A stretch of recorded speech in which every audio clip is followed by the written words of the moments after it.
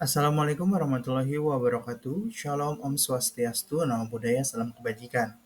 Izinkan saya memperkenalkan diri. Nama saya Gusti Ananda Chandra Wijaya, ahli media kesehatan dengan NIP 2003 0605 202504 Jabatan Pranata Laboratorium Kesehatan Terampil Angkatan 12 Kelompok 4 NDH 36. Pada kesempatan kali ini, saya akan mempresentasikan agenda 1, tugas individu, analisis isu efektivitas kinerja individu berdasarkan tupoksi jabatan. Pengampu materi, Dr. Jainal Panani, Magister Education, pada latihan dasar CPNS Kabupaten Kota Baru tahun 2025. Selanjutnya, saya akan menjabarkan tugas jabatan fungsional Pranata Laboratorium Kesehatan berdasarkan Permenpan RB nomor per garing 08 garing M PAN garing 3 garing 2006 tahun 2006 pada bab 2 pasal 5. Tugas jabatan fungsional Pranata Laboratorium Kesehatan adalah melaksanakan tugas pelayanan laboratorium kesehatan meliputi bidang hematologi, kimia klinik, mikrobiologi, imunoserologi, toksikologi, kimia lingkungan, patologi anatomi yang terdiri dari histopatologi, sitopatologi, histokimia, imunopatologi, patologi molekuler, serta biologi dan fisika. Selanjutnya, uraian tugas berdasarkan Permenpan RB nomor per garing 08 garing M PAN garing 3 garing 2006 tahun 2006 pada bab 5 pasal 8 angka 1 huruf B. Yang pertama, menyusun rencana kegiatan, mempersiapkan pasien secara sederhana, mempersiapkan peralatan dan bahan penunjang untuk pengambilan spesimen atau sampel di lapangan, menerima spesimen atau sampel, mengambil spesimen atau sampel dengan tindakan sederhana. Mengambil spesimen atau sampel di lapangan secara sederhana, mempersiapkan pengiriman spesimen atau sampel rujukan, mempersiapkan peralatan untuk pemeriksaan spesimen atau sampel secara sederhana, mempersiapkan bahan penunjang untuk pemeriksaan spesimen atau sampel secara khusus, membuat sediaan.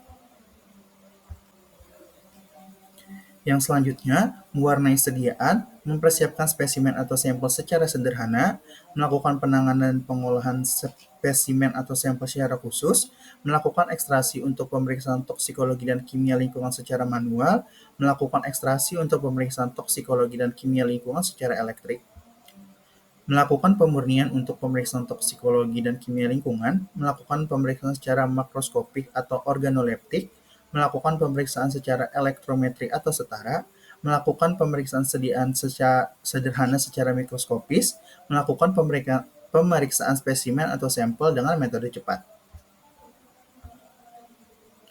Selanjutnya, melakukan pemeriksaan secara titrasi atau setara, melakukan pemeriksaan secara aglutinasi kualitatif atau setara, melakukan pemeriksaan secara gravimetri atau setara, melakukan pemeriksaan dengan fotometri atau setara secara manual, menghitung hasil pemeriksaan manual, melakukan pemeriksaan hitung koloni atau setara, melakukan pemeriksaan EIA atau setara, melakukan pemeriksaan dengan TIC atau setara, melakukan pemeriksaan di lapangan secara sederhana, melakukan pencatatan hasil pemeriksaan umum.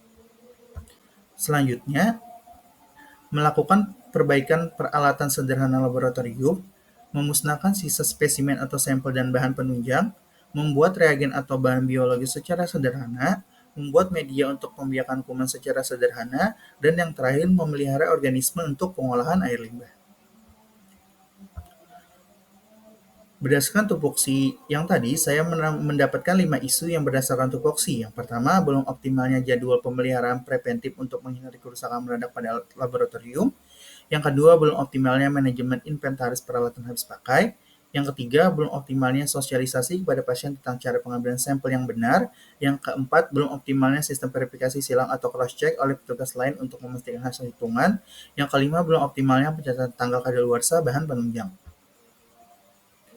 Selanjutnya, berdasarkan isu tadi, saya akan menapis isunya dengan APKL. Yang pertama, isu belum optimalnya jadwal pemeliharaan preventif untuk menghindari kerusakan mendadak pada alat laboratorium, pada aktualnya bernilai 3, pada problematiknya bernilai 3, pada kekhayalakannya bernilai 5, pada layaknya bernilai 5, dengan total 16, dengan ranking 4.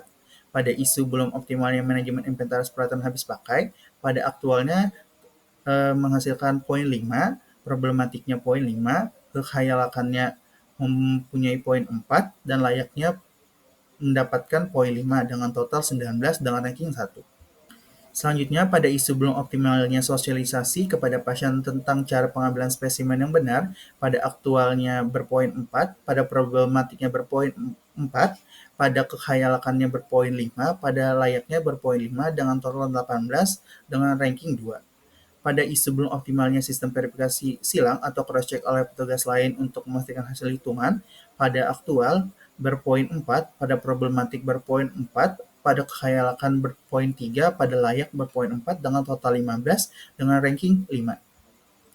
Selanjutnya, pada isu belum optimalnya penyelesaian tanggal kadaluarsa pada bahan penunjang, pada aktual bernilai 4 atau poin 4, pada problematik berpoin 4, pada kekhayalakan berpoin 4, pada layak berpoin 5, dengan total 17 pada ranking 3.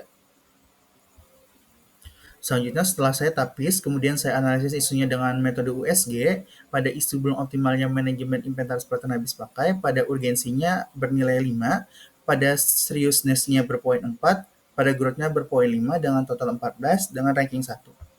Selanjutnya, pada isu belum optimalnya sosialisasi kepada pasien tentang cara pengambilan spesimen yang benar, urgensinya bernilai 4 atau berpoin 4, seriousness-nya berpoin 4, growth-nya berpoin 4 dengan total 12 dengan ranking 2.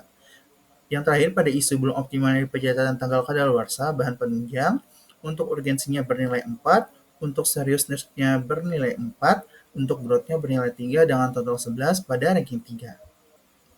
Kemudian berdasarkan isu yang pada ranking 1, saya melakukan analisis masalah dengan diagram fishbone, yaitu pada isu belum optimalnya manajemen inventaris peralatan habis pakai, yang dianalisis pada main itu karena kurangnya kesadaran, pada material penyimpanan yang tidak teratur, pada metode tidak adanya standar operasional prosedur atau SOP, selanjutnya pada mesin tidak menggunakan sistem inventaris. Di mana berdasarkan analisis masalah tadi, saya mencari alternatif pemecahan masalah, yang itu pada masalah utama belum optimalnya manajemen inventaris peralatan habis pakai. Pada akar permasalahan kurang kesadaran, alternatif pemecahan masalah yang saya ambil adalah mengadakan sosialisasi mengenai pentingnya manajemen inventaris. Untuk akar permasalahan penyimpanan yang tidak teratur, saya memberikan pemecahan masalah berupa menerapkan sistem penyimpanan yang terorganisir dengan label yang jelas dan penataan yang teratur.